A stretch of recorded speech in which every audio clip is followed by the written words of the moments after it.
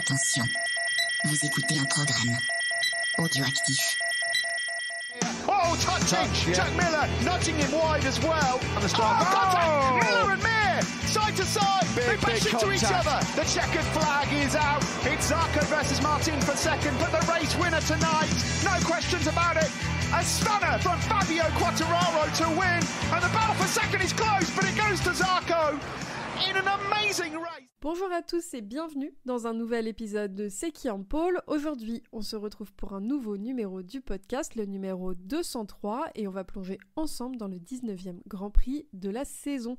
Pour ce Grand Prix d'Australie sur le circuit de Phillip Island, mon préféré si on me pose la question. Et avec moi cette semaine, je retrouve Thibaut et Gweno. Comment ça va les garçons ? Impeccable, merci. Salut Ophélie, salut Gweno, bah écoute, ça va très bien. Les garçons, on va passer tout de suite aux news avec un petit point mercato entre le Moto 3 et le Moto 2. On a Ogerman qui sera pilote dans l'équipe 658 en 2026 et on a Rulestone qui est toujours à la recherche d'un guidon, qui a beaucoup fait de com ce week-end d'ailleurs, avec des petites pancartes comme s'il faisait du stop en Australie. Et on a surtout dans l'équipe American Racing Marco Ramirez qui pourrait être remercié pour la saison prochaine malgré un contrat signé. Les résultats sont moins bons et surtout on essaye de placer Philippe Salak qui est tchèque et qui n'a pas de guidon alors qu'il devait signer avec l'équipe RW Racing, mais bon, le patron de l'équipe qui avait donné l'accord à Salak s'est fait limoger, donc l'accord est caduc. Donc ça c'est pour le petit point mercato, et surtout on a Diogo Moreira qui a enfin été officialisé pilote MotoGP pour 2026 et pour 3 ans d'ailleurs, dans l'équipe LCR, donc il sera aux côtés de Johan Zarco. Et à noter ce week-end qu'on va avoir le retour d'Adrian Kruques qui vient remplacer Noah Detwiller au CIP. Et pour finir cette petite capsule news, un petit mot quand même sur le Superbike. Les garçons, on en a beaucoup parlé ce week-end. Toprak a été titré devant Boulega à Jerez. Toprak qui, on le rappelle, passera chez Yamaha Pramac l'an prochain en MotoGP. Du côté du 600, Manzi avait déjà été couronné à Estoril. Et puis du côté du championnat féminin, c'est Maria Herrera qui va venir remporter son premier titre de championne du monde devant Neyla. Là encore, ça s'est joué sur la dernière course de la saison et c'était une course assez disputée. Voilà pour les news. On va passer tout de suite au Moto 3, sauf si vous avez quelque chose à rajouter les garçons. Non, c'est bon, tu as tout dit. Et c'est parti alors. Pour le Moto 3, à retenir que Foggia avait une pneumonie, le pauvre, et est remplacé par Joël Esteban dans l'équipe Aspar, et David Munoz est forfait pour la fin de la saison suite à sa fracture du fémur. Comme quoi, le karma fait pas les choses à moitié parfois. Et il est remplacé par Brian Uriarte, vainqueur de la Red Bull Rookies Cup et futur pilote Aljo. Voilà pour les infos à retenir. Et du côté des qualifs, on a Bertele, Carraro, Morelli et Buchanan qui passent en Q2 et Kelso qui vient prendre la pole à domicile devant Rueda et Luneta. Et Kelso ne se sera pas fait prier pour briller un petit peu ce week-end puisque c'est une nouvelle fois Rueda qui va remporter la course, mais Kelso se place deuxième après avoir mené quelques tours cette course en Australie. C'est Carpe qui vient clôturer le podium, enfin de retour aux avant-postes. Et pour finir le top 10, on retrouve Esteban qui laisse Adrian Fernandez, Luneta, Furusato, Almanza et Bertele. Et au championnat, le championnat est déjà joué, on le sait, Rueda a été titré, mais c'est toujours lui en tête du classement, du coup avec 365 points, Piqueras avec 231 et Quiles avec 228. Thibaut, qu'est-ce que tu as retenu de cette course Moto 3 ? Ouais, alors cette course Moto 3 un peu spéciale, parce qu'on a deux pilotes qui font rapidement l'écart, avec Kelso et Rueda. Et donc, les deux se battent toute la course devant. 12 secondes d'avance, ils terminent sur le troisième. Mais c'était une course quand même assez sympa. On pouvait se dire que... Enfin, on ne savait pas si Kelso allait pouvoir battre Rueda. Finalement, non. Mais derrière, pour le podium, c'était quand même assez sympa. Ouais, c'est clair. Et puis, Rueda a encore fait du Rueda, mais comme tu le dis, Kelso a montré de belles choses. Ça faisait un petit moment quand même qu'on ne l'avait pas vu aussi fort, voire jamais, presque. Ouais, en début de saison. En début de saison, il était pas mal Kelso, mais c'est vrai que là, il avait eu un peu plus de mal là, depuis depuis après le premier tiers de la saison. Mais malgré tout, Kelso, il est 5e du championnat. Donc voilà, c'est un pilote. On voit de temps en temps, on le voit jouer le podium. Malheureusement, un peu trop irrégulier pour être tout le temps devant à se battre pour le podium. Bah, c'est ça, c'est une 5e place discrète, mais elle a le mérite d'être là. Moi, j'ai retenu surtout le retour de Carpe, qui était un peu en dedans depuis quelques courses, puisqu'il avait fait en Catalogne 13e, puis 10e, puis 14e. Il n'avait pas été classé il y a quelques semaines, et là en Australie, il finit enfin 3e.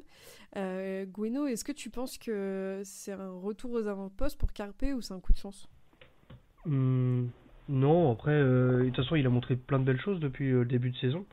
Il est quand même 6e au championnat, donc non, je pense peut-être qu'il avait perdu. Je sais pas, ça arrive des fois des petites baisses de régime, mais non, je pense plutôt qu'il a repris sa place plutôt qu'une une performance inattendue, qu'on va dire. Ouais, faut pas oublier non plus qu'il est que Bah, c'est rookie, ça, ouais. hein. Il a eu un très bon début de saison, il était tout le temps dans le top 5. Et c'est vrai que là, depuis la trêve estivale, c'était plus aux alentours de la 10e, 12e place. Et là, il a réussi à se battre dans le groupe pour le podium et il termine premier de ce groupe-là. Donc c'est bien parce que bon, il aurait très bien pu faire 9e à une seconde près, il était 9e, hein, donc on n'aurait pas dit la même chose de sa course. Donc là, c'est vrai, il marque les gros points quand même, et c'est bien pour Puis lui. il a marqué des points quasiment chaque course de saison, sauf la dernière et puis en Argentine. Mais sinon, même si c'était des petits points, il a toujours marqué des points, non? Je trouve que il fait plutôt une saison très solide. Et oui, il y a eu quelques petites contre-performances, mais bon, c'est un rookie, c'est normal aussi. C'est maintenant qu'il faut qu'il apprenne. Il est 6e au championnat, et tu vois, tu parlais de Kelso qui est 5e. Je trouve qu'on note plus les performances de Carpe que Kelso, alors que Kelso est mieux placé. Il y en a un qui avait fait un très bon week-end aussi, c'est Esteban, qui est Ouais. tout proche du podium. Donc c'est assez rare de le voir à ce niveau. Ouais, après, c'est vrai qu'Esteban, il est seulement remplaçant cette saison. Il a fait quelques courses, enfin pas mal de courses en début de saison. Il avait remplacé Rulestone notamment. Il avait dû remplacer aussi un Kiles qui n'avait pas l'âge au début de saison. Il avait fait une ou deux courses déjà pour Aspar. Et c'est vrai que la saison dernière, il était quand même assez bon pour un rookie. Enfin, il avait fait une saison assez correcte. Et c'était bizarre de ne pas le retrouver cette saison en GP. Et là, on voit, c'est vrai qu'en une seule course, il fait peut-être mieux que Foggia sur toute la saison. Non mais la saison est tellement longue que tu vois, j'avais oublié que c'était cette année que Kiles n'avait pas commencé la saison, Thibaut. Bah oui. Il est temps que la trêve hivernale arrive. Pour finir avec le Moto 3, on en a deux qui ont fait un mauvais calcul ce week-end. Le premier, c'est Rulestone, qui roulait à domicile et qui aurait aimé briller sur ce circuit parce qu'il n'a toujours pas de guidon, comme je le disais. Il a fait une chute en début de course alors qu'il était dans le top 5. C'est le seul abandon de la course d'ailleurs. Et le deuxième, c'est Piqueras qui a commis une erreur et qui finit 17e. Gueno, est-ce que tu penses que ça va leur porter préjudice pour le reste de la saison? Bah, pour le reste de la saison, Piquera, je sais pas. De toute façon, c'est un peu un poil décevant par rapport à ce qu'on attendait. Donc, j'ai presque envie de dire, s'il fait des erreurs, vaut mieux qu'il les fasse maintenant que l'année prochaine. Même s'il passe en Moto 2, hein, c'est ça, si je dis pas de bêtises. Oui, c'est ça. Donc, bon, finalement, enfin bon, je sais pas trop quoi dire, mais moi je suis un peu déçu de Piqueras. Après, Rollstone, de toute façon, il a pas beaucoup brillé. C'est vrai que là, c'est dommage, ça arrive un peu au mauvais moment, mais surtout qu'il était chez lui. Mais je sais pas si c'est ça qui va changer son avenir. Je pense que s'il a pas de guidon maintenant, c'est qu'il y a une raison, quoi.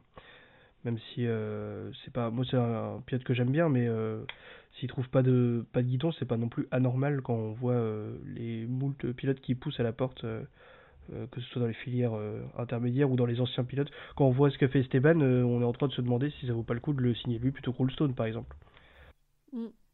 Bah, il est encore loin, il est 15e Rulestone cette saison. Il a jamais fait mieux. Enfin, il a fait quelques top 10, mais il a surtout fait des top 15 depuis le début de la saison. Mm, mm. Ouais, Rulestone, il avait été blessé en début de saison, où il avait des fractures des vertèbres, je crois. Et en fait, il a jamais Oui, c'est vrai. réussi voilà, il est entre, comme tu dis, entre 10 et 15. Et même dans les courses où ça se bat avec 15 pilotes pour la victoire, il termine entre 10 et 15.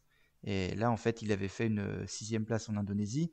Ici, en Australie, il est à domicile. De toute façon, j'ai envie de dire, rien à perdre, parce qu'il doit se montrer. Donc bon, là, quand il a shooté, je crois qu'il était 3e à ce moment-là. Il a tout tenté. D'un côté, il faut peut-être mieux faire ça, et avec un peu de chance, ça passe, plutôt que terminer 13e anonyme. Ouais, Oui, peut-être. c'est sûr. Et la preuve, on parle de lui sur cet épisode, alors que depuis le début de saison, on n'en parlait pas. C'est vrai. Parce que là, au moins, il a tenté quelque chose. Bon, voilà, c'est pas passé.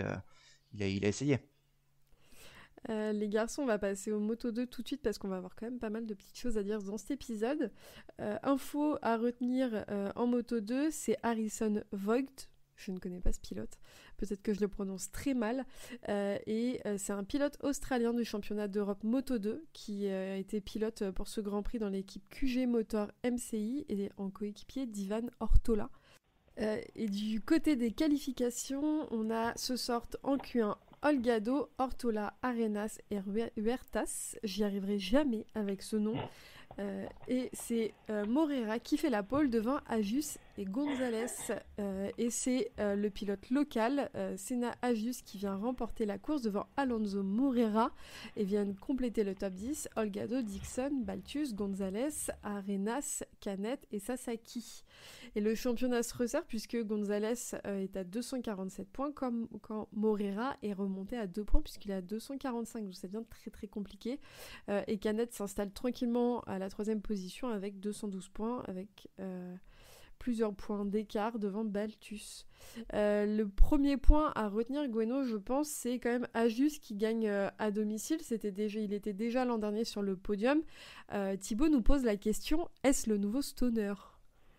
Moi, je dis oui parce que j'ai envie d'un nouveau Stoner, alors je dirais oui. Non, en fait, Ouais, vas-y. moi, je veux dire, c'est le nouveau Stoner parce qu'en fait, il brille à domicile. Stoner Parce qu'il gagnait vomit tout le dans son temps. casque. Non, Stoner gagnait tout le temps à Phillip Island, et à Juste, on le voit seulement faire des bons résultats à Phillip Island, c'est pour ça. Et en Angleterre, pardon, je tiens quand même à préciser. Et en Angleterre, ouais. Mais oui, non, ouais, peut-être. Dans ce sens-là, je suis d'accord. Non, mais après, sérieusement, sur Agius, c'est un pilote, il est jeune, et je pense que en 2027, il peut très bien se retrouver en MotoGP si la saison prochaine, il fait une saison où il fait encore quelques victoires, régulièrement dans le top 5, top 6, il pourrait se retrouver en MotoGP, parce qu'on sait très bien qu'un Jack Miller, il est quand même plutôt sur la fin. Et donc un Australien, enfin Liberty Media voudrait un Australien, on sait que c'est toujours quand même important, et donc Ajus serait le premier nom, et de toute façon c'est le seul Australien aujourd'hui qui pourrait être en MotoGP. C'est comme Morera, au final, il a l'avantage de la nationalité pour lui, mais quand tu regardes le classement, il est 8e au championnat, et il a fait quelques top 15, mais il a surtout fait des top 10, comme tu le disais, Thibaut. Donc au final, c'est vrai que même si c'est pas un pilote sur lequel on a vraiment un œil parce qu'on le voit peu, il est quand même pas mauvais pour un pilote de Moto2 avec autant de bagarres ce début de saison. Moi, pour le coup, fin de saison. Moi, je pense que c'est vraiment un mec qui est talentueux. C'est dommage, il manque un peu de régularité, mais je pense qu'il manque pas grand-chose pour être peut-être pas jouer le titre, mais pour être dans le top 5 du championnat. Quand tout s'aligne, il est vraiment, vraiment bon. Juste, il lui manque encore peut-être de l'expérience, je sais pas. Il lui manque quelque chose, mais je dis pas c'est un futur grand, mais pour moi, il peut faire mieux que ce qu'il fait aujourd'hui, en tout cas. Ouais, parce qu'en fait, là, si on regarde sa saison, il est soit dans le top 5, soit entre 10 et 15. Mais il est jamais 6e, 7e, 8e. Donc c'est plutôt ça, en fait, où il doit s'améliorer. Mais après, comme je disais, il est quand même assez jeune, c'est sa 2e saison seulement en Moto 2. C'est un peu comme Morera, la saison dernière, les deux jouaient le titre de Rookie of the Year, c'était joué sur la dernière course. Et je ne sais même plus lequel des deux avait été rookie, mais c'est un peu le même genre que Morera. La saison prochaine, s'il débute bien la saison, il pourrait très bien jouer le titre. Hein. En parlant du titre, Thibaut, j'ai 2 questions pour toi.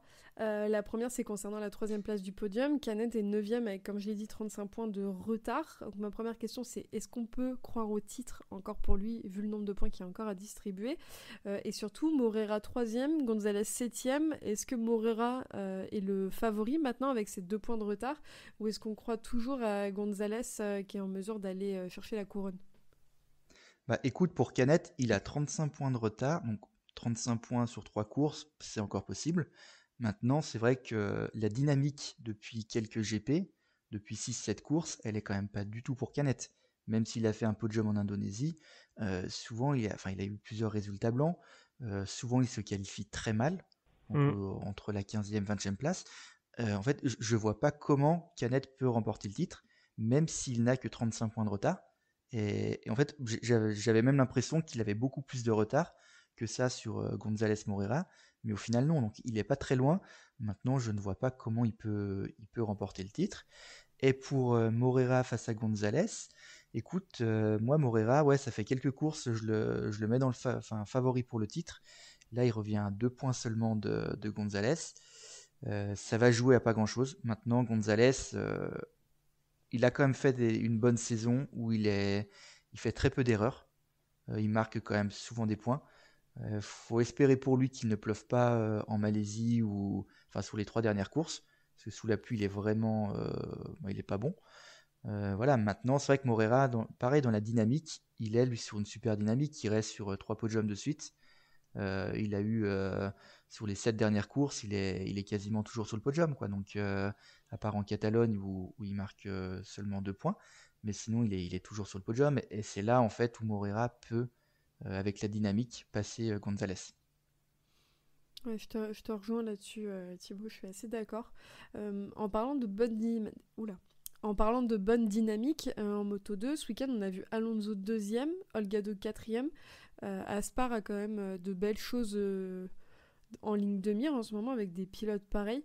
Gwenno, est-ce que tu penses que ça va ouvrir des portes à un Holgado potentiellement en MotoGP en 2027? Bah oui, en tout cas, c'est voir comment il confirme l'année prochaine, mais ce serait la suite logique, on va dire. Après, à voir aussi qui s'en va en MotoGP, mais je pense qu'il y a des places qui vont se libérer de toute façon, donc ouais, moi ça me choquerait pas, ça me semble être le chemin logique, ouais. Ouais, après, il est espagnol. Et ça, Ouais, on dit ça, mais je pense. dans quelle mesure ça peut vraiment bloquer quelqu'un qui mérite de monter? Je... Oui, mais si tu domines vraiment la saison, d'accord. Si tu es seulement 4e ou 5e du Ouais, championnat, peut-être. je pense que voilà, t'as moins, tu vas avoir moins de chances que l'année prochaine tu te retrouves avec Agius 4e du championnat, Holgado 3e ou 5e. Je pense qu'Agius a plus de chances de monter en MotoGP Oui, puis qu'Holgado. tu parles de bloquer un pilote en fonction de ses résultats juste parce qu'il est espagnol, mais regarde González cette année, hein. Bah, c'est ça. Le mec n'est pas monté alors qu'il fait des très bons résultats, c'est aussi une question de nationalité, et c'était plus avantageux pour la Dorna de faire monter un pilote brésilien qu'un pilote espagnol. Ouais, après, enfin moi je reste intimement persuadé que Moreira est plus talentueux et c'est un meilleur pari sur l'avenir que Gonzalez. Mais après, oui, effectivement, ça joue aussi. Après, en 2027, je pense qu'il y aura plus de changements que cette année aussi. Parce que finalement, cette année, il y a nettement moins de changements que ce qu'on a pu penser en début de saison. Donc, c'est sûr que. Puis, LCR avait un Chantra qui était vraiment, vraiment pas au niveau. Donc, il y a aussi ça. Mais oui, oui, je suis d'accord, ça joue forcément. Mais quand je vois la saison que fait Holgado là, c'est digne de la saison de rookie de Acosta. À voir ce qu'il fait l'année prochaine, hein, parce qu'on en a vu s'effondrer, même il n'y a pas si longtemps avec Garcia. Mais pour moi, ça me semble être la suite logique de le voir en MotoGP en 2027 ou 2028, quoi. Mais c'est vrai que sa saison, là, sa deuxième partie de saison est super bonne, parce qu'il est quasiment toujours dans le top 5. Début de, ouais, début de saison, déjà, il avait été très surprenant, parce qu'il était dans le top 10, alors qu'on l'attendait pas spécialement à ce niveau si vite. Ensuite, il a eu un gros passage à vide où il marquait plus un seul point. Et là, c'est vrai que depuis le retour de milieu d'été, il est toujours dans le top 5. Donc c'est vrai que non, le Gado, là, il fait une super saison. Et si on le compare aussi avec un Alonso, qui lui aussi, sur ces dernières courses, est quand même vraiment bien. Et Olgado est quand même souvent En devant, fait, hein, ce qui donc, est étonnant avec Olgado, c'est qu'il est super régulier et super solide. Parce que des rookies qui font des belles performances en Moto 2, ça arrive, mais souvent, c'est contrebalancé par des résultats assez moyens, entre guillemets, aux alentours de 10-15e position. Puis d'un coup, ils font un podium ou une victoire sur un circuit qui leur convient bien. Mais là, Olgado, il est super solide, et pour un rookie, c'est quand même pas quelque chose qu'on voit assez. Enfin, on voit quasiment jamais, même. Les garçons va clôturer le Moto 2 avec un petit mot sur Balthus qui a fait une très belle remontée. Il était 20e en début de course, il finit 6e avec 2 tours de plus, il aurait pu faire podium vu son rythme. Donc c'était le petit point à noter. Et Thibaut, tu voulais qu'on parle de Vietti, on va pas le faire parce que j'ai pas envie de me mettre à pleurer pendant qu'on enregistre cet épisode. Donc on va passer tout de suite au MotoGP. Dans les infos importantes, les garçons à retenir sans surprise, Marc Marquez est forfait pour les 2 prochains Grands Prix. Il est remplacé par Pirot pour l'Australie. C'est pas dit non plus qu'il soit présent au Portugal pour l'avant-dernière manche et les médecins recommandent même qu'il ne revienne que l'année prochaine. Peut-être que moi aussi c'est ce que je recommande, personne ne le sait. Martin lui aussi est forfait et est remplacé par Savadori au plus grand plaisir de Bezzecchi, on a pu le voir sur les réseaux sociaux. Et pour finir, dans les personnes remplacées, on a Viñales qui est toujours gêné avec son épaule et qui est remplacé par Paul Espargaro. Finalement, on aura vu pas mal de fois les frères Espargaro cette saison, on n'en sera jamais débarrassé. Et du côté des pénalités, on a 2 longues laps pour Bezzecchi suite à son accrochage avec Marc Marquez. Pour certains, c'était pas suffisant, il aurait fallu le limoger sur la place publique. Et puis, on a Binder et Bagnaia qui prennent 3 places de pénalité sur la grille pour avoir gêné des pilotes lors des séances d'essai. Durant le week-end, pendant les qualifications, c'est Aldeguer et Miller qui passent en Q2 et c'est une pole pour Fabio Quartararo, la 5e de la saison si je dis pas de bêtises, avec le record du circuit pour battre Bezzecchi qui était le grand favori au vu des autres séances. Miller lui va se placer 3e, Fernandez 4e, c'est un top 4 un peu particulier et Bagnaia lui elle va être seulement 11e. C'est passé pas tant de choses pendant les courses puisque c'était assez calme finalement dans l'ensemble. En course sprint, on a Alex Marquez qui réalise un excellent départ mais se fait rapidement doubler par Raúl Fernandez qui prend la tête. Bezzecchi, très en forme, remonte rapidement et malgré une erreur au virage 10 parvient à reprendre les commandes. Grâce à une superbe manœuvre, il s'échappe ensuite pour décrocher sa 2e victoire consécutive. On a aussi Raúl Fernandez qui termine 2e, signant son meilleur résultat en MotoGP, pendant que Pedro Acosta complète le podium après un double dépassement sur Miller, très performant tout le week-end. Lui va échouer de justesse au pied du podium devant Di Gia. Et on a Quartararo qui réalise un bon départ mais qui perd immédiatement plusieurs places à cause d'un wheeling. Il peine à retrouver le rythme, il va être incapable de suivre le groupe de tête et malgré ses efforts il termine 7e, loin de la bataille pour le podium. Il n'a jamais réellement semblé être en mesure de se battre aux avant-postes. Et derrière, on a Alex Marquez qui finit 6e devant Quartararo, Luca Marini et Paul Espargaro qui viennent compléter le top 9, et Bagnaia, méconnaissable encore une fois, finit avant-dernier. Et on a Brad Binder et Aldeguer qui ont chuté pendant la course. Et le dimanche, évidemment, on s'attendait à une potentielle remontada de Bezzecchi, voire une victoire, malgré ses 2 longues laps, et c'est quand même lui qui va s'élancer le mieux et va prendre le hole shot devant Quartararo, Raúl Fernandez et Pedro Acosta, et malgré une pénalité à purger suite à son accrochage, Bezzecchi va attaquer fort pour creuser un écart et prendre le plus d'avance possible pour ses longues laps. Très vite, on va se retrouver avec un Raúl Fernandez qui profite des circonstances et va prendre la tête de la course pendant que Bezzecchi effectue son premier long lap. Il va alors ressortir 3e, mais comme je l'ai dit, va devoir purger un 2e long lap plus tard, ce qui va le faire reculer au 6e rang. Pendant ce temps, on va avoir le français Quartararo qui perd rapidement du terrain, dépassé par plusieurs pilotes, et va commencer une longue descente pour lui dans le classement. Il va terminer finalement 11e en grande difficulté sur toute la course. Et puis on a devant Fernandez qui va creuser l'écart et va mener pendant que Bezzecchi remonte progressivement, dépassant d'abord Quartararo puis Acosta, et Alex Marquez va s'inviter aussi à la bataille pour la 2e place. À 8 tours de la fin, on a Di Gia qui s'immisce dans la lutte pour le podium et finit par s'emparer de la 2e position devant Alex Marquez, et Acosta. Et malheureusement, on a Bagnaia qui va chuter violemment à 4 tours de la fin, abandonnant une nouvelle fois 100 points cette course. Une scène qui nous a encore donné beaucoup de peine, le voyant assis dans le bac à gravier et un peu désemparé. Et puis pour finir cette course, dans le dernier tour, on a Bezzecchi qui réussit à dépasser Alex Marquez pour s'emparer de la 3e marche du podium. Au final, c'est Raúl Fernandez qui vient décrocher sa première victoire en MotoGP devant Di Gia et Bezzecchi. Et le top 10 va être complété par Alex Marquez, Pedro Acosta, Luca Marini, Alex Rins, Binder, Bastianini et Paul Espargaro. Il est toujours là celui-là. Fabio finit 11e et Zarco finit au bac, malheureusement encore ce week-end. Au classement général, on a évidemment Marquez qui est titré devant son frère avec 379 points et Bezzecchi qui vient prendre la 3e place avec 282. Les garçons, beaucoup d'informations. On va commencer d'abord avec Ducati et je pense Thibaut que tu peux ouvrir le dossier Pecco Bagnaia. Ouais. Et encore un week-end non, on va pas dire catastrophique, mais presque quand même. Je vais pas dire catastrophique tout simplement parce que pendant la course, ses chronos ne sont pas mauvais. Bon, alors il est loin, il est 12e, 13e, mais il avait en fait le rythme pour jouer, on va dire, le top 5, top 6, mais il était déjà trop loin pour espérer mieux. Maintenant, la course sprint, là, c'est une grosse catastrophe. Il est 19e et avant-dernier. Le seul derrière lui, c'est Michele Pirro. Il a 32 secondes de retard sur la victoire. En même pas 15 tours. En 13 tours, il a 32 secondes. Enfin, c'est incroyable, quoi. Comment c'est possible d'être aussi loin ? C'est ça, en fait. C'est incompréhensible. Et comme tu disais dans le résumé, sur sa chute, là, après, il chute, on a l'impression, on ne sait pas pourquoi. Il chute, comme...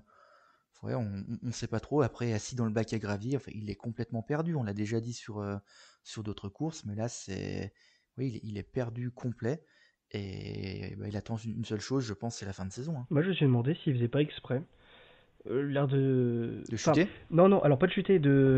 Quand j'ai vu la sprint, déjà d'ailleurs, je trouve que toute la saison, on a dit qu'il se faisait battre par son coéquipier. Là, il bat son coéquipier, personne ne le félicite. Mais bon, admettons. Faut le souligner voilà. Quand même, c'est vrai. Et non, mais Pecco, il y a 3 semaines, un mois, je sais plus, au Japon, il fait pole, victoire en sprint, victoire en course. Et là, tu le vois à 32 secondes de la victoire en sprint, tu te demandes s'il fait pas exprès pour dire à Ducati, vous voyez, ça marche pas, quoi. Et bon, avec le recul, je pense pas, surtout que le lendemain, il avait pas du tout la même. Il expliquait qu'il s'est battu avec sa moto jusqu'au bout. Apparemment, ça a été très compliqué parce qu'ils avaient rigidifié la moto et du coup, elle était très compliquée à piloter, mais il y arrivait mieux. Et je sais pas, mais je me suis dit c'est pas possible de voir, c'est Pecco, quoi, c'est un double champion du monde de MotoGP qui est, je sais pas, je comprends pas. Et quand on voit ce que fait Di Gianantonio avec la GP25 le lendemain, c'est d'autant plus étonnant, quoi. Non, mais en fait, là, ce qu'il a fait en sprint, c'est ce qu'on a vu aussi en Indonésie. Ah oui, ouais, c'était la même chose, où il termine dernier à 30 secondes de la victoire. Et l'avant-dernier était à 17 secondes. Ah mais de toute façon, il roulait au niveau des chronos Moto 2 bientôt. Les derniers Grands Prix, c'est 0 points, 0 points, 0 points, 37 points, 0 points. On se demande qui était sous le casque au Japon, quoi. Ouais. Et c'est fou parce que... non mais c'est quand même fou. Comment un pilote... Alors, ok, moi je dis tout le temps que la confiance c'est peut-être la chose la plus importante. Mais comment, en fait, là, il n'a pas du tout de confiance, d'accord ? Mais pourquoi au Japon, il gagne C'est ça. Le seul qui nous avait déjà fait ça par le passé, c'était un Vignales chez Yamaha. Et 2 courses après, il explosait le moteur. Il faisait son caprice, il explosait le moteur. Donc, on espère que Bagnaia va pas faire pareil quand même. Mais c'est incroyable, en fait. Et puis, je pense que le mental est vraiment attaqué parce que Thomas Morsolino en parlait dans une émission en disant que même à la dernière course, il ne s'est pas présenté à la conférence de presse de fin de course, donc là où ils doivent aller débriefer avec la presse, etc. Et quand ils lui ont demandé pourquoi il n'était pas venu, il a répondu qu'est-ce que vous voulez que je vous dise, j'ai encore fini la journée, il n'y a rien à dire. Donc mais c'est ce que tu dis. Je pense que vraiment la tête est prise au bout d'un moment. On a dit pendant un temps non, c'est pas que ça. Je pense que ça fait beaucoup. Non, mais après on peut comprendre aussi. Qu'est-ce que tu vas aller voir les médias qui vont te demander qu'est-ce qui s'est passé. Qu'est-ce que tu veux qu'ils disent. Il est dernier, il a pas envie de parler. Et alors bon, c'est sûr, ils sont obligés dans leur contrat d'aller voir les médias. Mais tu sais très bien ce qu'on va te demander. Tu sais très bien que tu n'as rien à dire. Donc limite, faut mieux pas aller voir les médias, quoi.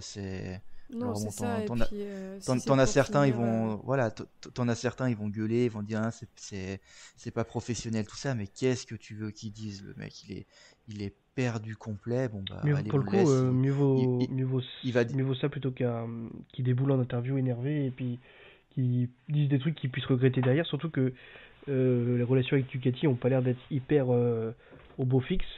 Quand on le voit là, quand il revient de la sprint, si j'ai pas de bêtises, quand on voit que Gigi le regarde même pas, on sent bien que c'est hyper tendu. Donc faut peut-être mieux rentrer dans son box, rien dire plutôt que de dire une connerie, quoi. Ouais, mais déjà, je sais plus quelle course c'était, si c'était à Saint-Marin ou en Indonésie, ou après sa chute, il est retourné dans les box. Mais en fait, enfin, même là, je comprenais même pas parce que un, un cas comme ça, enfin, va tout de suite par loin des caméras pour que personne te regarde, parce que tu sais que tu vas être filmé, tu sais que ta moindre réaction va être, enfin, on va parler de ça. Voilà, faut mieux. Je pense que tu as envie d'une seule chose, c'est de te cacher, de mettre la tête. Enfin, que personne ne te voit, quoi. Donc, c'est vrai que la Bagnaia, de toute façon, bon, pour lui, il attend une seule chose, c'est la fin de saison et le week-end après Valencia pour tester la nouvelle moto et puis après passer à autre chose. Oui, c'est Ouais. clair. Et puis aller en conférence de presse, comme tu le dis, pour rien, ou alors pour faire des déclarations contre ton team, comme certains le font, c'est pas utile, ou pour finir en photo sur les réseaux sociaux des journalistes en disant regardez à quel point Pecco a l'air déprimé. Bah c'est ça. C'est pas le plus pertinent. Après, moi, je réitère que de retourner, même si on n'est pas d'accord avec cette histoire, que retourner dans un team beaucoup plus familial avec des gens qui connaissent par cœur, ce serait pas une mauvaise chose à mon sens pour le mental. Je dis pas renvoyer un pilote champion du monde en team satellite, on n'a jamais, rarement, voire jamais vu ça, mais quand on voit où il en est au fond du trou, au bout d'un moment, il faut prendre le taureau par les cornes. Pour finir avec la partie Ducati, les garçons, c'était pas glorieux encore ce week-end. On a Morbidelli qui était 2 fois 15e. On a Aldeguer qui n'a pas surfé, comme tu l'as dit Thibaut, sur son week-end indonésien, puisqu'il a chuté en sprint, il a fini 14e en course. Par contre, on a quand même Digia qui partait 10e mais qui termine 2e. Et on a Alex Marquez qu'on n'avait pas vu du week-end pendant les 3 jours, qui termine 4e. Et on a Pirot, lui, par contre, qui a démontré qu'un pilote remplaçant, un pilote test qui devient de plus en plus vieux, c'est pas un pilote titulaire et que ça se voit quand même sur la piste. Gweno, ton avis sur l'ensemble des pilotes Ducati sur ce week-end? Déjà, le samedi, c'était la première fois depuis, si je dis pas de bêtises, l'introduction des courses sprint qui avait pas de Ducati sur le podium. Donc c'est quand même assez significatif. Après, d'ailleurs, c'est la boîte à clapper sur Twitter, je voyais qu'il répondait à Pierre qui disait que c'était sans doute le plus mauvais week-end Ducati depuis 2021. Et oui, je suis assez d'accord, c'est impressionnant de voir aucun pilote performer. Et je me suis même fait la remarque que c'était la première fois depuis un moment qu'on voyait la première victoire d'un pilote sur autre chose qu'une Ducati. La dernière fois, c'était Alex Espargaro en Argentine en 2022. Mais sinon, tous les autres pilotes qui ont gagné leur première victoire, c'était avec une Ducati. Donc ça montre quand même qu'ils sont moins en confiance. Enfin, alors j'ai vu que Canal a mis la fin du règne. J'irai pas jusqu'à là, mais je dirais qu'ils sont un peu moins à l'aise qu'ils ont pu l'être, notamment l'année dernière ou en début de saison, quoi. Alors après, La fin du règne avec un Marquez qui a tout raflé. oui, non mais voilà. Alex Marquez qui a tout raflé. Je suis d'accord, c'est absurde, mais juste, il y a eu la République tchèque et la Hongrie aussi où c'était quand même plus mitigé que ce qu'on avait pu voir. Donc je dis pas que Ducati est en train de trembler et tout ça, mais peut-être que les concessions finissent par payer pour les autres marques et qu'ils arrivent petit à petit à pouvoir profiter de moments comme ça où Ducati est moins fort pour pouvoir performer, quoi. Après, enfin, Ducati, c'est vrai qu'il y a un Morbidelli, c'est quand même un mec très irrégulier, enfin, qui est capable de faire 5e, et là, cette course-là, on l'a pas du tout vu. Di Giannantonio, bon, ça se passe bien pour lui là, mais c'est vrai que des fois, pareil, il termine 6e, 7e, mais on le voit pas du week-end. Aldeguer, bon, il fait quand même, des fois c'est très bien, des fois c'est très moyen. Et en fait, tu as seulement Alex Marquez qui, cette saison, on va dire, est toujours dans le top 5 et un peu est le troisième, enfin, voire même le deuxième pilote Ducati derrière son frère. Par rapport à l'année dernière, le niveau des pilotes Ducati il est plus faible. Ouais, on perd Zarco, on perd Martin, on perd Bastianini. Alors après, finalement, Alex Marquez s'est révélé être flamboyant cette année, ce qu'on n'avait jamais vu. Donc là-dessus, c'était un bon pari de Ducati, on va dire, de le laisser dans le giron. Mais oui, je suis d'accord, les autres, c'est plus faible. Alors je mets des guillemets, parce qu'effectivement, Aldeguer, faut qu'il progresse. DJI, il a une moto qui a l'air quand même d'être compliquée, etc. Mais oui, le niveau général est peut-être un peu plus bas. Et quand Marquez n'est pas là, on se rend compte que c'est peut-être pas aussi simple que ce qu'on pourrait croire quand on regarde le reste de la saison, quoi. En tout cas, je mets des guillemets parce que la moto reste quand même bien meilleure que ses concurrents. Oui, c'est sûr. Après, la suite, la fin et la saison prochaine nous en dira un peu plus sur ce que Ducati va devenir. Les garçons, on va enchaîner avec Honda, qui a fait un week-end encore compliqué pour Zarco, puisqu'il a encore chuté en course. Il reste positif. De toute façon, Zarco, c'est quand même assez rare de le voir en train de dire que c'est la fin de tout. Et on a Mir qui est encore par terre. Chantra sur lequel il n'y a pas grand chose à dire, et puis Marini, lui qui est par contre encore dans le top 10, il est 8ème en sprint et 6ème en course. Est-ce que la tendance s'est inversée, c'est Marini qui devient le meilleur pilote Honda actuellement, tout en sachant qu'il s'est quand même blessé à Suzuka, faut le rappeler, il performe pas mal par rapport aux blessures qu'il a eues, il termine quasiment toutes les courses dans le top 10, 8 points de Zarco. Donc voilà, c'était un peu le week-end de Honda, sachant qu'ils ont testé un nouvel aéro. Thibaut, ton avis sur Honda et ses pilotes?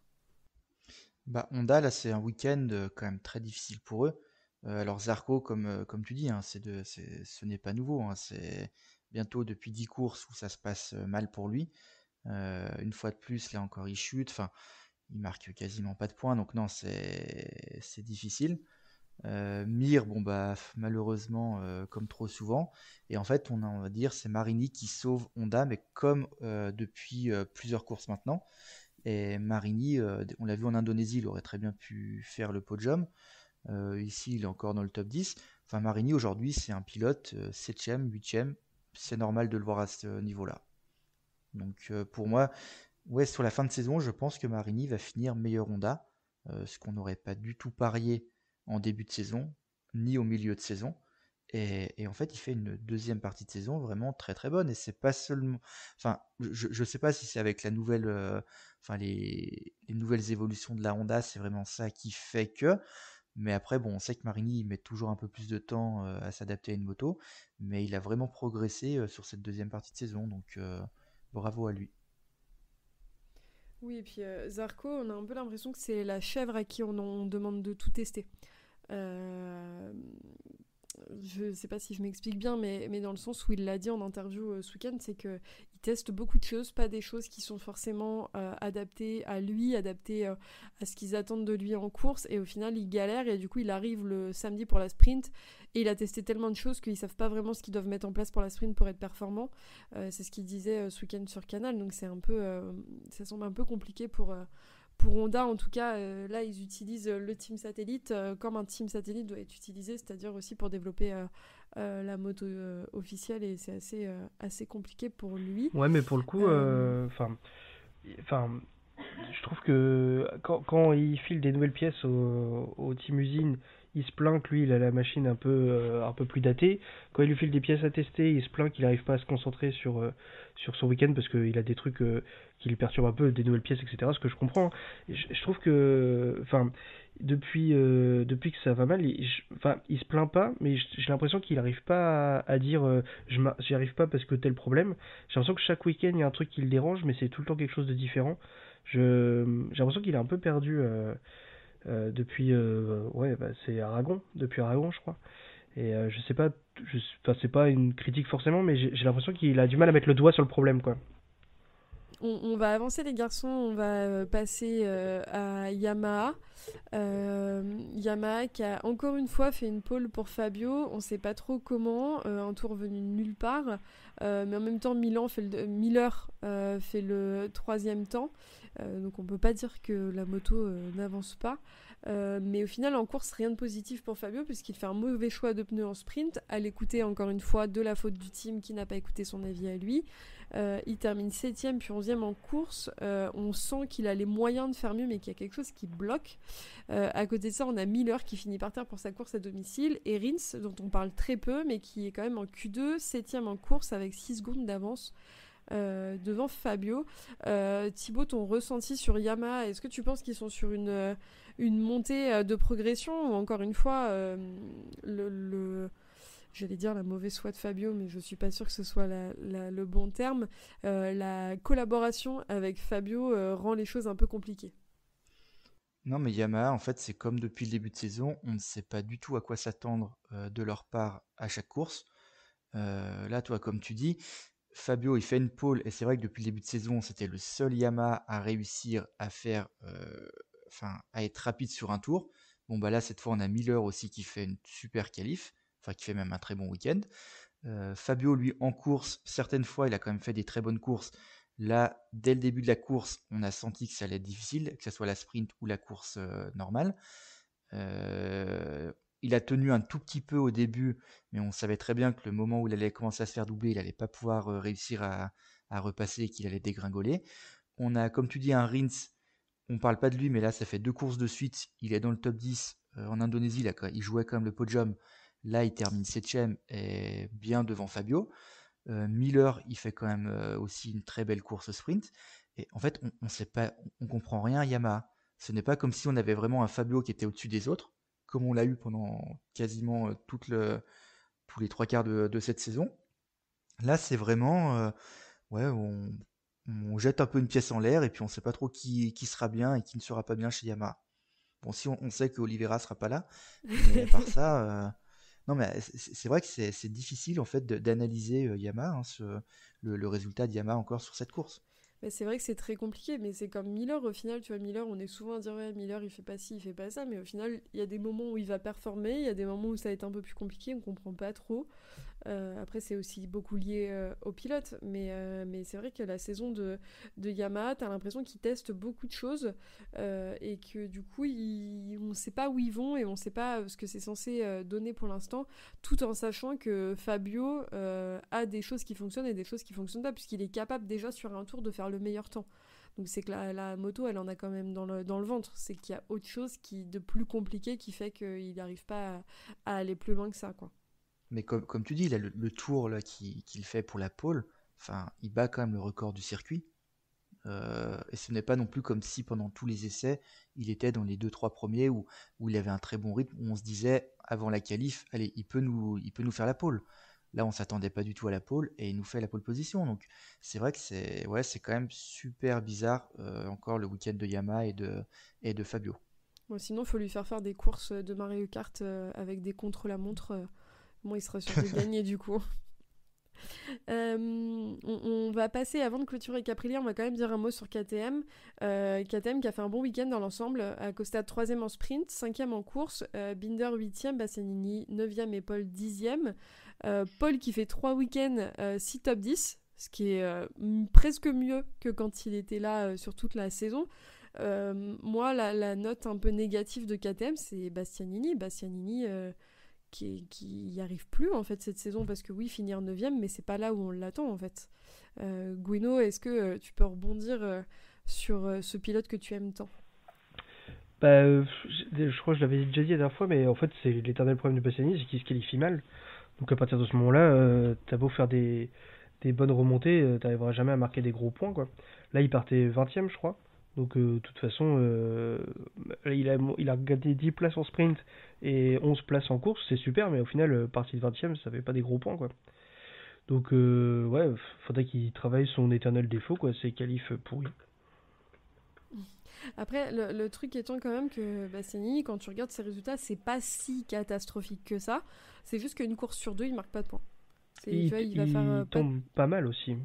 Alors j'ai pas le classement, j'ose pas toucher à mon ordi, mais j'ai pas le classement sous les yeux, mais il tombe pas mal. Alors peut-être un peu moins qu'en début de saison, mais en fait je pense que comme peut-être beaucoup de pilotes. C'est vraiment une course sur 2, hein. C'est vraiment, tu vois, il fait 5ème, pas de points, 3ème, pas de points, 11ème, pas de points, et 9ème. Donc, potentiellement, si la logique le veut, la semaine prochaine, il tombe. C'est un mec qui a eu que des super motos avec les Ducati, il se retrouve aujourd'hui avec une moto qui est compliquée, peut-être qu'il sait pas voilà, il est peut-être, on se rend compte aussi, enfin, j'aime pas dire ça, mais on se rend compte qu'il est peut-être pas si bon que ce qu'on le voyait sur la Ducati, quoi. comme Tu veux nous dire que la Ducati se pilote toute seule et qu'en fait Non, bien sûr que non. Non, mais bien sûr que non. Mais rien de Morbidelli entre la Yamaha et la Ducati. Enfin, il y a un moment quand la moto est bonne, ça s'invente pas. Les pilotes qui sont dessus sont plus à l'aise, peuvent plus s'exprimer. Ça veut pas dire qu'elles se conduisent toutes seules, mais c'est qu'ils ont. Quand déjà tu peux conduire sans crainte de te viander, tu t'es beaucoup plus à l'aise, quoi. Donc là, il se retrouve en difficulté sur une moto qui en plus il expliquait qu'il lui il se fie beaucoup à l'avant et qu'il avait du mal à comprendre la KTM. Donc en fait, si son point fort il peut pas le mettre en application, forcément il est en difficulté, quoi. Après, c'est aussi ce qui fait un bon pilote, c'est être capable de s'adapter et puis de trouver les solutions, quoi. À lui, on va dire que c'est sa première saison, à voir comment il rebondit l'année prochaine, quoi. Mais c'est pas glorieux. Dans ce que tu dis, pour moi, faut surtout noter, en fait, c'est les qualifs. Ah bah Quand c'est tu ça. pars 20e, C'est ça. Ouais. tu peux pas espérer beaucoup mieux. Et en Mais fait, il fait des super courses. Il fait des super courses, Bastianini. Mais bon, quand tu pars 20e, à part si tu fais un super départ et tu te retrouves 10e au deuxième tour, sinon, non, Mais c'est impossible. c'était déjà son problème l'année dernière. Alors, il se qualifiait, Bien je dis sûr. n'importe quoi, sixième, c'était pas choquant. Mais devant, il y avait un Martin et un Pecco qui se qualifiaient premier, deuxième. Donc après, tu peux pas jouer le titre toute la saison, tu fais ça, quoi. Et encore, j'ai sixième, il s'est qualifié bien pire que ça certaines fois. Mais Mais c'est un peu ce qu'on a vécu, c'est un peu ce qu'on voyait avec un Quartararo la saison dernière, enfin depuis 2 ans, en qualif, où il arrivait même pas à passer en Q2. Il avait beau faire des super courses, ouais, bah tu vas terminer 8e au mieux. Puis voilà, tu peux pas espérer. Et aujourd'hui en MotoGP, tu peux pas espérer mieux quand tu pars 20e. sauf que Quarta, on sait que ça n'a jamais été son défaut de pas savoir se qualifier, la preuve. Alors que Bastianini, je pense que c'est quelque chose qui, enfin, il doit le savoir mieux que moi, mais qui doit travailler pour pouvoir augmenter ses résultats. Il se qualifierait mieux, il serait facilement dans le top 10 régulièrement, quoi. Parce qu'en course, il a souvent un très bon rythme. Bon, il chute beaucoup, c'est vrai, mais il aurait peut-être moins besoin de forcer aussi, quoi. Mm. Oui, c'est certain. On verra ce que ça donne par la suite. De toute façon, ça va être encore notre gros point d'interrogation, Bastianini. Les garçons, on va finir avec Aprilia. Moi, j'ai une question pour toi, Thibaut. Est-ce qu'on entre dans l'ère Aprilia? Je pense qu'on entre dans l'ère Raúl Fernandez et pas seulement Aprilia. C'est maintenant que je me Non, casse. est-ce qu'on rentre Non, est-ce qu'on entre dans l'ère Aprilia? Non, parce que chaque saison, notamment début de saison, on se dit oula, ça va être l'année d'Aprilia, ils sont super bons, tout ça. Et en fait, Aprilia, ils sont malheureusement, c'est assez irrégulier. C'est-à-dire que sur une période, ils peuvent jouer les victoires et après, ils disparaissent pendant 3-4 courses où ils ont plus de mal. Donc là, écoute, en ce moment, tout va bien pour eux, c'est bien. Maintenant, ça ne Pour veut le pas coup, dire que ça sera toujours Pour le ça. coup, je suis pas trop d'accord là-dessus parce que c'était vrai les autres années, mais cette année, il y a eu quand même beaucoup de nouveaux pilotes en début de saison qui ont demandé un temps d'adaptation. Et finalement, Bezeki, une fois qu'il a trouvé les clés, alors oui, pas évidemment, c'est pas l'ère Aprilia, mais il a quand même performé régulièrement, au moins dans le top 5. C'est Et l'ère Bezzecchi. oui, ça doit être ça.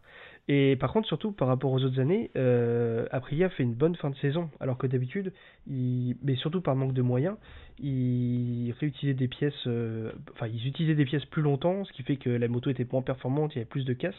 Et cette année, ça n'a pas l'air d'être le cas, donc ça veut dire qu'ils ont, j'imagine, moins de problèmes d'argent. Donc c'est plutôt bon signe. Après, parler de l'ère Aprilia, ça me paraît excessif par contre.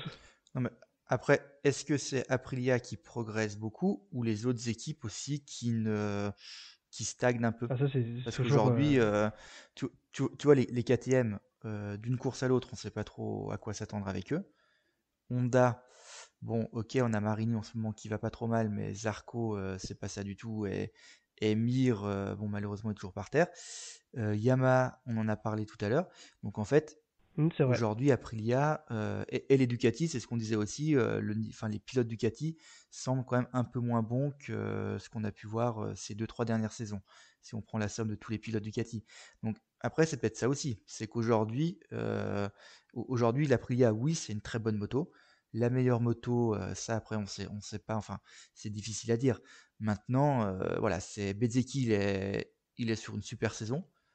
Un Fernandez aussi fait une bonne saison. Un Ogura, malheureusement, quand même, il a un peu plus de mal qu'en début de saison, hein, parce qu'il fait pas au final, il fait pas une excellente saison de rookie. Voilà, donc pour moi, c'est à voir un peu plus sur la durée. Après, on avait déjà eu cette discussion, Thibaut, mais chez Aprilia, ce qu'il y avait aussi, c'était qu'ils avaient des pilotes qui étaient moins constants que ce que peuvent Ouais. montrer Bezzecchi cette année et Raúl Fernandez ces dernières courses.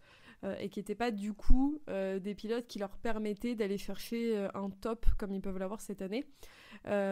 Pour finir sur Aprilia, on va quand même noter 2 choses ce week-end, les garçons, vous l'avez dit, mais Bezzecchi qui était le plus rapide, le meilleur clairement de ce week-end, il a dominé malgré le double long lap qui tue sa course. Ce qui était un peu étrange, c'était de voir qu'il avait fait un bel écart au début puis qu'il avait beaucoup de mal à doubler les autres ensuite.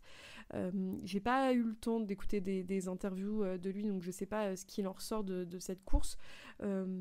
Ça c'est pour Bezzecchi, et surtout le gros point à noter, je pense que nous tous ici et toutes les personnes de ce podcast devons des excuses à Raúl Fernandez parce qu'on s'est quand même pas caché de dire qu'il n'avait rien à faire en MotoGP, que lui à la place de Rémi Gardner c'était une erreur, blablabla, blablabla. Bref, on a abusé comme d'habitude. Et au final, il nous montre qu'on a tort. Il était déjà très rapide en Indonésie, podium en sprint, pas loin en course. Mais il a quand même beaucoup progressé. Cette année, il a eu le temps que KTM lui a donné et le temps que Aprilia lui a donné pour finalement arriver au niveau de ce qu'on attend des pilotes de MotoGP. Donc c'est quand même les 2 gros points marquants de cette saison au final. Mais sur les 3 derniers Grands Prix, c'est lui qui a marqué le plus de points. Avec Bezzecchi juste derrière. Et qui aurait cru ça il y a 6 mois, quoi. Mais c'est ça, c'est qu'au milieu de saison, enfin après un peu le premier tiers, après le Grand Prix de France, l'Italie, tout ça, on se serait tous dit, Raúl, enfin, puis on le disait, on parlait d'un Gonzalez qui avait testé l'Aprilia, on disait ouais bon bah Gonzalez va prendre la place de Fernandez, et puis Fernandez il ira en Superbike, et c'est logique parce qu'il a rien fait depuis 3 ans et demi. Et c'est vrai qu'il n'a rien fait pendant 3 ans et demi, mais là depuis quelques courses, il est toujours dans le top 10 en fait. Donc aujourd'hui, c'est un des pilotes quand même qui est très régulier. Alors là, pas dans le top 5, mais on va dire entre la 5e et la 10e place. Et là, il a fait le week-end parfait. Et déjà en Indonésie, il aurait très bien pu gagner si ça n'aurait pas été une surprise. Hein. Donc non, vraiment, Fernandez, très grosse surprise. Maintenant, est-ce que ça va durer ou pas? Ça, on ne sait pas. Je pense pas qu'on va le revoir comme souvent à jouer les podiums, mais de temps en temps, un peu, par exemple, ce qu'on a vu aussi avec un Aldeguer ou un pilote comme ça, ou un Morbidelli ou un Di Giannantonio, une course de temps en temps, il sera capable de faire podium. Et j'ai envie de dire, tant mieux pour lui, tant mieux pour le spectacle et tant mieux pour Aprilia.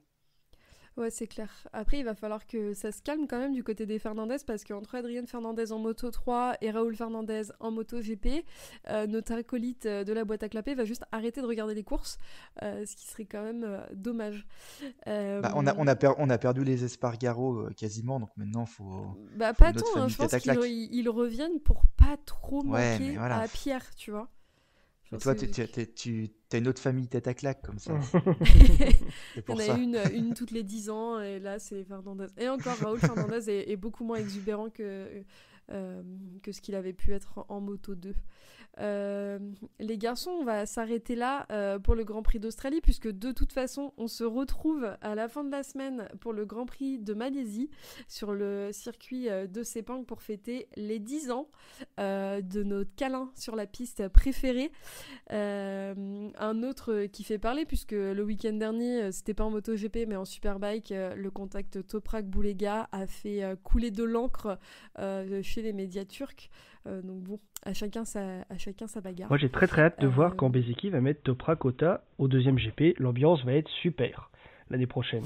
Alors moi je t'avoue, j'attends le contact Morbidelli Toprak. Ben c'est ce que... J'ai dit quoi? T'as dit Bezzecchi. Ah pardon. Je voulais dire Morbidelli. Oui, parce que c'est... Oui.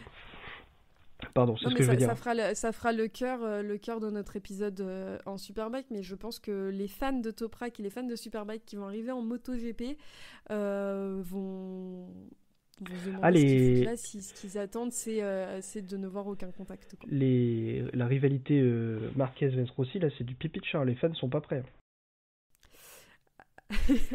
Ouais, moi je m'attendais pas autant de moi non plus, c'était de la communauté de Toprak et autant de haine envers les pilotes italiens, puisque à les écouter c'était encore une fois de la faute de Rossi. C'est lui qui avait demandé à Boulega de faire tomber Toprak. Il est partout, il gagne des courses en voiture et il fait tomber les pilotes sur la piste. Il est fort.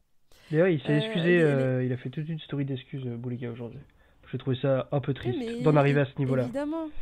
Ah oui, bien sûr. Il est très intelligent et que vécu en parc fermé, que ce soit Boulega ou un autre, c'est quand même inadmissible et qui oui, bien sûr. à pas dépasser. Et moi, je trouve ça encore plus dommage que Toprak ait pas pris la parole sur ce sujet, juste pour dire bon, au bout d'un moment, les gars, c'est bon, j'ai eu le titre, redescendez. Mais il a dit il a dit qu'il avait rien dit parce qu'il avait rien à dire parce que globalement, je traduis, je parle pas turc, hein, mais que globalement, ses fans avaient gueulé pour lui. Et j'ai trouvé ça un peu naze, mais bon. Les traductions, je me méfie. Ça se trouve, c'est peut-être moi qui ai mal compris. Mais je sais pas, j'ai pas trouvé ça terrible, quoi. Oui, mais bon, Thibaut, tu me contrediras si c'est le cas, mais moi je pense que Toprak et ses déclarations sont quand même très limites dès qu'il est pas content. Donc oui, je suis d'accord. Ouais. Oui, on l'avait vu avec Iannone la semaine dernière. Ouais. Non, mais c'est ça en fait. On verra en MotoGP, mais je pense qu'il va vite se prendre une vague va falloir qu'il redescende à un moment donné. Surtout que c'est pas le dernier à mettre un coup de carénage. Non, mais c'est ça. Et c'est pas un reproche. Enfin, bon. Oui, non, chef. Ça fait partie de la course de toute façon. En fait, si tu vas aller voir du patin à glace ou de la danse classique, mets-toi devant ta télé et regarde pas des motos et t'auras moins de choses à dire, quoi. Et encore en patin à glace, ça se casse des genoux. Oui, j'allais dire. Chacun ses problèmes dans son sport. Aparté fini, les garçons. Je vous dis à la semaine prochaine. En attendant, pour ceux qui nous écoutent, vous pouvez nous retrouver sur toutes les bonnes plateformes de streaming, Spotify, Deezer, Apple Podcast et même YouTube. Et vous pouvez venir parler avec nous sur Discord, Twitter et Facebook. Merci les garçons et je vous dis à la semaine prochaine. Salut. Salut, à la semaine prochaine.